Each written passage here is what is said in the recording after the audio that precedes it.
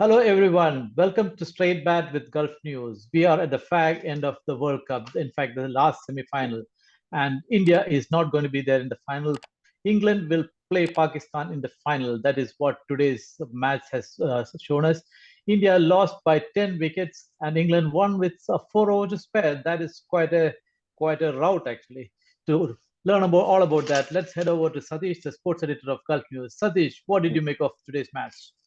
Oh, Acham, this is when Butler and Hales get going, you can't stop them. But especially Butler, he fired the first salvo. Butler is a world-class player, and the lack of movement and the lack of pace among the Indian bowlers played into his hands. And after he took that gleefully and went uh, straight away to the top gear in the power play overs. And after that, it was just catching up for Team India, and they couldn't do anything against a brilliant counter assault attack again by I would say more than Butler. It was Hales who literally showed the Indian bowling that they are a pedestrian on a wicket like this. But credit to England openers and 170 for Nolas. Amazing effort in a semi-final. Sure. They blew us away, isn't it? But let's go back quickly to the start of the Indian of the game. Would you say there was a lack of intent from the Indian batsmen? I think India took it a bit easy in the sense, yes, lack of intent can be attributed to that because they were heavily reliant on the later order batsmen like Surya Kumar Yadav to give them that extra runs. But Sham, even another 20 runs wouldn't have mattered now. 25 runs wouldn't have mattered now, even the way England batters played. Yes, in hindsight, another 10, 15 runs could have added more pressure on England. But I don't know if it would have made any difference because the way Butler and Hayes were approaching the innings, they were looking at 220 maybe. So that kind of a change. Another 4 overs still remaining. Okay, 4 hours means even a target of 200 wouldn't have been enough. No chance. No chance. It was So, England's day all over, all to yeah, complete. and not just that, from the beginning of the game itself, they were saying that this is quite a hard wicket and it's going to be a high scoring game. So, Yeah. which is why that 168 was a below par total. But India never seemed like making a match of it. None of the batsmen except Pandya seemed to attack the England bowlers. I think what has happened is, Sham, two things. One, the Kohli's role was more of a holding role. So others were playing around him. And once you lost Surya Kumar, Rohit, and of course Rahul left early. So Surya Kumar and Rohit must have been the guys who were must have been given the role to play the attacking role.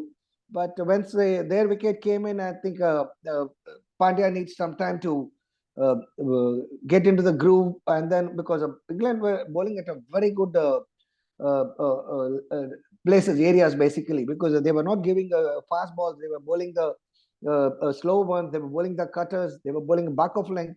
So all this put together, I think India kind of lost the match between overs 8 to 14 is where I would say India lost it. Otherwise, if they had probably gone for the extra runs at that point of time, another 20 runs would have been easy. But I think that time they played a bit safe game, and I think credit should be given to the England bowlers for keeping it quiet at that point of time.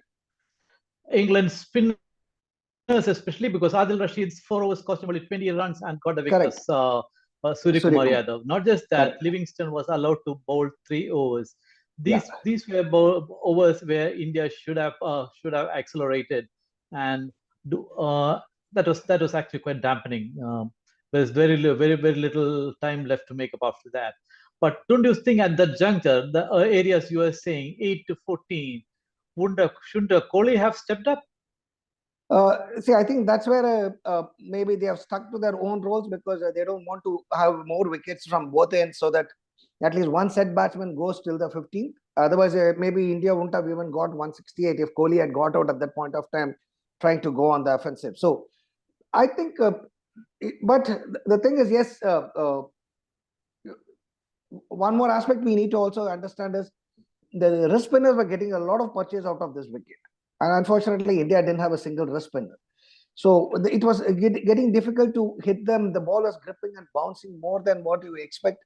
So I think that was also another reason why Kohli or Pandya were not able to force the pace at that point of time. Now that you say about the wrist spinner, wasn't it a mistake to leave out Chahal? Sorry, Sham, I Because missed you. no, wasn't it a mistake to leave out Chahal because the kind of turn which Adil Rashid was Absolutely, getting? Sham. All others played in this World Cup excepting Chahal. I don't know why. And England traditionally has a weakness for leg spin. Though they are Rashid Rao, we all know like how Lakshman Sivaramakrishnan used to get wickets of full tosses. So it should have been worth experimenting with the Chahal in this game because anyway, Akshar Patel was absolutely a failure this entire tournament. He was getting hit almost by everybody, including last game by Zimbabwe. So I think in this game, instead of Akshar, India could have gone with Chahal as a variation, but again they missed a chance in Zimbabwe. Maybe they didn't want to tamper with the and give Chahal the semi-finals, but he's too good a bowler. He's an experienced bowler. I think you could have still brought him in. I think India missed a trick there because he has played with Butler. He plays with Butler in Rajasthan Royals, so he knows him. So maybe India missed a trick there. But England's chase after the power play, there was no doubt that they would win, isn't it? Because the way Butler started it and Hales took off after that, and again Butler coming back to finish it off. They just almost like taking turns to hammer Indian bowlers. Not just that, they target at every single bowler. Correct. Sam, if we look at the first power play overs, what England scored, India almost scored that in the first 10 overs. Correct. So such was the intent of the England openers. And I think they went about that task very well. What has also happened is a lack of imagination from the Indian bowlers played into their hands. They didn't do anything different. They were bowling at the right areas. They were playing into England openers' hands. Maybe one of the reasons is the lack of pace, especially to Bhuvneshwar Kumar. That was quite evident today because the way Butler was hitting him.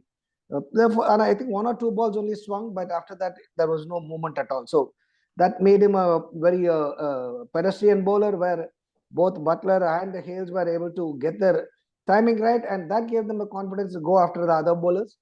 Maybe my thought is Shami could have been utilized a little bit more in the first few more overs, but when the new ball is there, but I don't know if it would have made any difference because it was complete domination from the total domination from the England openers. They didn't put a foot wrong. Completely dominant performance from the England openers. But also, if you look at the England batting, it's heavily reliant on the openers. That the matches where the openers are firing, they are winning easily. But one of them, especially the previous game where Stokes had to steady their mid innings, is it a concern heading into the final because Pakistan has got solid bowlers? Yes, yeah, but it is a concern. But I would say it is not a major concern because these guys are class batsmen. Like Hales and Butler, they can play any attack. They have the capabilities. Yeah, maybe they need to take a little. No, but they can fail also, right? So that puts the pressure on the middle order. They can, but the fact remains that when they go to the final, I think they should not try to play the way they attack India. They should probably play out the initial overs of Afridi and. Do you think they will do that? I don't think they will. I think they will continue to. I think they will continue. That's a beauty of a T20, Sham. You play just one way. You live or die. That's the way you play T20 cricket. But Butler is a different player altogether. He doesn't hit the ball hard. He plays with the timing. So if he gets his timing again on a Melbourne wicket, maybe he'll be a treat to watch. But it's going to be a tough task for him and Hales to repeat this feat, which is impossible. Even they were not able to do it against Zimbabwe. So not Zimbabwe, against the smaller teams like Ireland or so. But so in that sense, it's going to be difficult, but it would give them a lot of confidence going into the final. Anyway, that's it from us. It's England marching into the final and India flying home empty-handed. So we are in for a cracker of a final in Melbourne. That's on Sunday. We will catch you for that for Sunday for the final between England and Pakistan. That's all from us today. But head over to our social media channels and gulfnews.com for the latest news and other developments. Thank you very much.